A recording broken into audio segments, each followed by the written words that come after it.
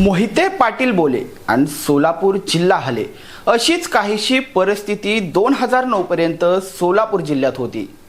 मात्र 2009 मध्ये पंढरपूरमध्ये सोकियांकडूनच घात झाल्यामुळे त्यांना पराभवाचं तोंड पाहावं लागलं।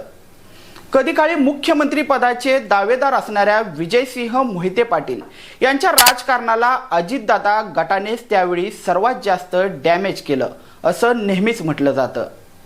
2009च्या त्या पराभवानंतर मात्र मोहिते पाटलांचं राजकारण फक्त अकलूज पुरतच मर्यादित झालं।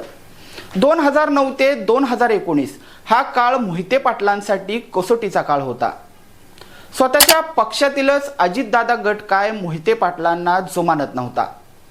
यालाच कंटाळून शेवटी 2019च्या लोकसभा निवडणुकीआधी मोहिते पाटील हे भाजप सोबत गेले आणि इथूनच राष्ट्रवादीला सोलापूर जिल्ह्यात घरघर लागली।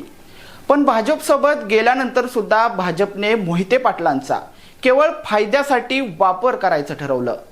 मोहिते पाटलांची मदत घेऊन त्यांनी आधी माड्यात कमळ फुलवलं, त्यानंतर मात्र भाजपमध्ये देखील मोहिते पाटलांचं खच्चीकरण सुरू झालं। 2024 पर्यंत हे सगळं असंच सुरू होतं।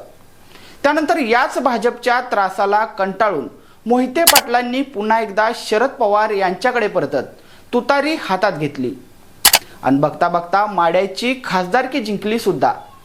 मोहिते पाटील आणि शरद पवार हे कॉम्बिनेशन जेव्हा सोलापूर जिल्ह्यात एकत्र असतं तेव्हा सोलापूर जिल्ह्यात राजकारणाची दिशा कशी असते हेच आपण या व्हिडिओच्या माध्यमातून पाहणार आहोत। नमस्कार, मी हुसेन नदाफ आणि तुम्ही पाहताय यस प्राईम न्यूज।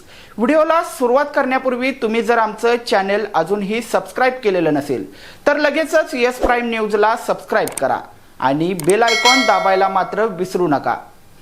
सध्या शरद पवार हे काहीही करून राज्यात यंदा आपली सत्ता आणायचीच असा चंग बांधून पवारांनी राज्यात दौरे सुरू केलेत। त्यांच्या मेहनतीला यश देखील मिळताना दिसतंय, कारण भाजपमध्ये नाराज असलेले अनेक जण सध्या तुतारी हाती घेण्याच्या तयारीत आहेत। शरद पवारांनी सध्या भाजपमधील फडणवीसांच्या विश्वासू मंडळींवरच जाळं टाकायला सुरुवात केली आहे। मग ते समरजित सिंह घाटगे असोत की हर्षवर्धन पाटील असोत। आता कोल्हापूर नंतर शरद पवारांच्या हिट लिस्टवर आहे तो म्हणजे सोलापूर जिल्हा। लोकसभेला सोलापूर जिल्ह्यातील दोन्ही जागा जिंकल्यानंतर आता शरद पवार अधिक मोहिते पाटील हे कॉम्बिनेशन आता सोलापुरात महायुतीचा सुपडा साफ करण्यासाठी सरसावलंय। त्याची सुरुवात होतीये ती म्हणजे माड्यापासून। लोकसभेला माड्यात मोठा विजय मिळवल्यानंतर आता माडा विधानसभेच्या तयारीला मोहिते पाटील कुटुंबीय लागलंय। सध्या माड्यातून आमदार बबनदादा शिंदे यांचे सुपुत्र रणजित सिंह शिंदे हे लढणार आहेत। तसेच विठ्ठल सहकारी साखर कारखान्याचे चेअरमन अभिजित पाटील हे देखील माडा विधानसभा मतदारसंघात मोठी तयारी करतायत। तर आता मोहिते पाटलांकडून ही माडा विधानसभा मतदारसंघात शड्डू ठोकण्यासाठी शिवतेजसिंह मोहिते पाटील हे माड्याच्या मैदानात उतरलेत। ते सध्या माडा विधानसभा मतदारसंघात मोठी तयारी करतायत। शिवतेजसिंह मोहिते पाटील हे सध्या पायाला भिंगरी लावून माड्यामध्ये फिरतायत। त्यांना माड्यात मोठा प्रतिसाद देखील मिळतोय। 3 महिन्यांपूर्वी झालेल्या लोकसभा निवडणुकीत याच माडा विधानसभा मतदारसंघातून मोहिते पाटलांना 50,000हून अधिक मतांची आघाडी मिळालेली होती।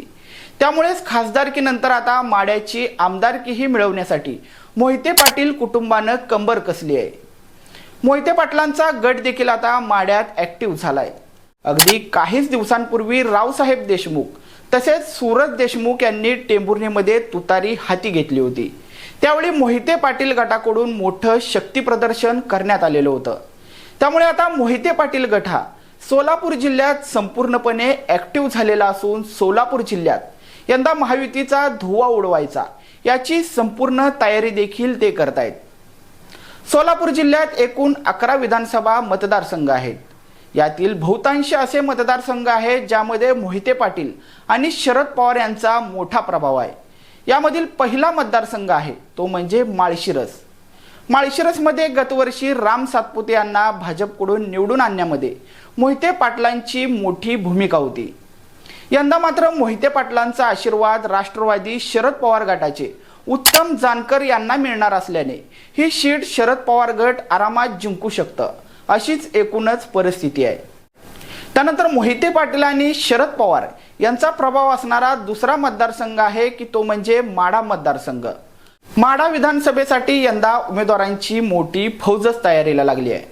माढ्यातून यंदा शिवतेजसिंह मोहिते पाटील, अभिजित पाटील तसेच रणजितसिंह शिंदे हे मोठी तयारी करतायत। मात्र माढा विधानसभा मतदारसंघात येणाऱ्या माळशिरस तालुक्यातील 14 गावे आणि पंढरपूर तालुक्यातील 42 गावांमध्ये मोहिते पाटलांचा मोठा होल्ड आहे आणि या गावांमध्ये शरद पवार यांना मानणारा मोठा वर्ग आहे। यामुळेच मोहिते पाटलांना लोकसभेला माढ्यातून 52,000चं लीड मिळणं शक्य झालेलं होतं। त्यामुळे आता विधानसभेसाठी देखील शिवतेजसिंह मोहिते पाटील यांचं पारडं माढ्यामध्ये जड मानलं जातंय। त्यानंतर मोहिते पाटील आणि शरद पवारांचा प्रभाव असलेला तिसरा मतदारसंघ आहे तो म्हणजे करमाळा विधानसभा मतदारसंघ। सध्या या ठिकाणी अपक्ष असलेले संजय मामा शिंदे हे आमदार आहेत। सध्या ते महायुती सोबत आहेत।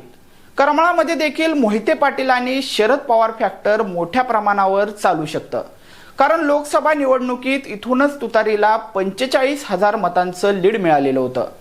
या ठिकाणी मोहिते पाटलांचे समर्थक मानले जाणारे माजी आमदार नारायण आबा पाटील हे शरद पवारांच्या राष्ट्रवादीकडून इथून उमेदवार असणार हे मात्र नक्की आहे। 2019च्या निवडणुकीत तिरंगी लढतीत अवघ्या 5,000 मतांनी त्यांचा पराभव झालेला होता। यंदा मोहिते पाटलांची सोबत आणि त्याला शरद पवारांची मिळणारी साथ यामुळे करमाळ्यात सध्या नारायण आबा पाटलांचं पारडं जड दिसतंय। यानंतर शरद पवार तसेच मोहिते पाटलांचा प्रभाव असलेला चौथा मतदारसंघ आहे तो म्हणजे पंढरपूर मंगळवेढा विधानसभा मतदारसंघ। या ठिकाणी सध्या भाजपचे समाधान आवताडे हे आमदार आहेत। लोकसभा निवडणुकीच्या वेळी महाविकास आघाडीला इथूनच 45,000 मतांचं मताधिक्य मिळालेलं होतं। पंढरपूर तालुक्यात देखील मोहिते पाटलांचा गट कार्यरत आहे। या ठिकाणी सध्या माजी आमदार प्रशांत परिचारक तसेच भगीरथ भालके आणि अनिल सावंत हे शरद पवारांच्या राष्ट्रवादीकडून इच्छुक असल्याचं समजतंय। यंदा देखील पंढरपूर मंगळवेढ्यात तिरंगी लढत अटळ असल्याचं मानलं जातंय।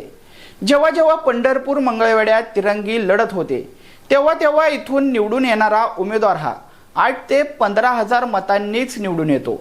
या ठिकाणी मोहिते पाटलांना मानणारा सुमारे 10,000च्या आसपास मतांचा गट्टा आहे।